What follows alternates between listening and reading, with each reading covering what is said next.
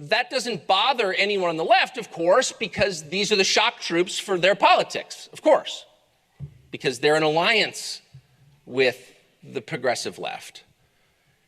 It should bother people on the right, but it doesn't, because again, their minds are captive to an antiquated way of looking at the world, the build your own Google way. So I just think, again, this is something that I could go on about to the point where you'd ask me to stop, but I would stop on this point. Ponder this. Retrain your mind to acknowledge the things that are right in front of you, that are obvious.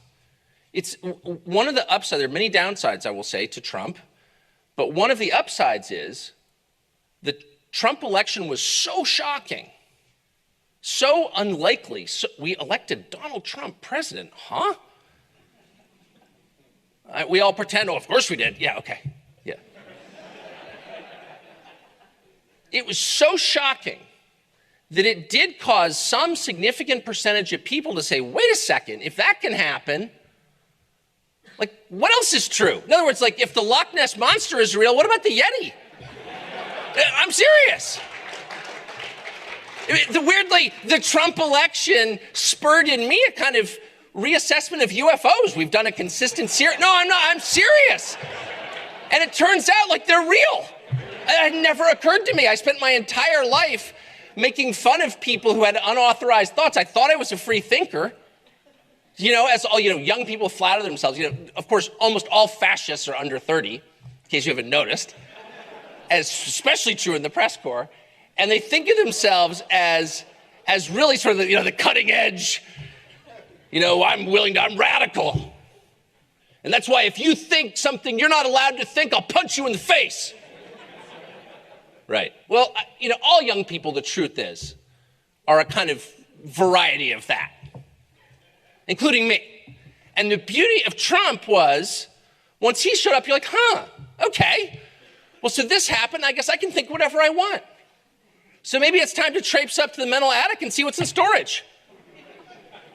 And what I realized was there was all this junk up there, moldering, that I'd assumed was still sort of fresh and bright and worth keeping. You really accumulate all kinds of ideas, most of which aren't actually ideas, they're just tics.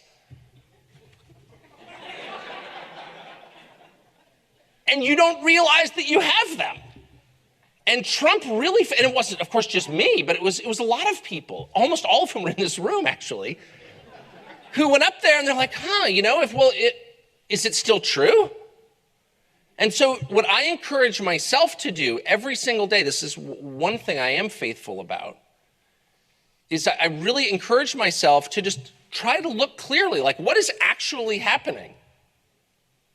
I mean, the forces of lying have definitely increased. They've gotten louder anyway. It's like everyone's lying. It's all propaganda. So disregard all of it. Put your earphones on to white noise and just look around.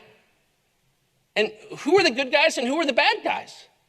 I'm serious. And a lot of the people we've been told are good guys are not at all. Actually, some of them are the worst guys. I'll let you figure out who. Sorry, I got carried away. Okay, so that's the first observation. The second observation I would make is that, and I'll be short with this, but it's another one of my obsessions, is that it's all a kind of Freudian projection. Like, whatever they say you're doing is precisely what they're doing. And again, because I'm not a super genius, it took a long time to figure this out. And I really think Antifa was maybe the moment where I figured it out. It's the guys who are literally armed with steel bars and have black masks on are calling other people fascist. And I'm like, so of course you go immediately to the cliche, that's Orwellian. No, actually it's Freudian. It really is. The things I fear about myself, I transfer onto you. And once you understand that, it really is the Rosetta Stone for their behavior, amazingly. It's true for virtually everything. And if you're me, specifically me, the most bewildering of all is you're a racist. You're a racist, which it's like, I wake up, I open my door to get the paper. You're a racist. And I guess at this point, I probably just admit it. But I actually not. And I make the opposite. I make an affirmative case against racism like all the time on my show. Or for less race consciousness anyway. It's such a boring subject. It's such a dead end. It can't be fixed. It can't be changed. No, I'm serious. So it's not even that interesting. It's not interesting to me anyway. It's not the America that I grew up in. I'm not being self-righteous about it. I'm not saying I'm above nothing. Trust me. One of the things you realize as you age is that you really are pretty loathsome. As my father, this is vulgar, excuse me, my father, who was a genuinely wise man, I had dinner with him last night. He always used to say, when we were little, I mean like third grade, my brother, he'd always say, boys, the root of all wisdom is knowing what an asshole you are. We will make America great again.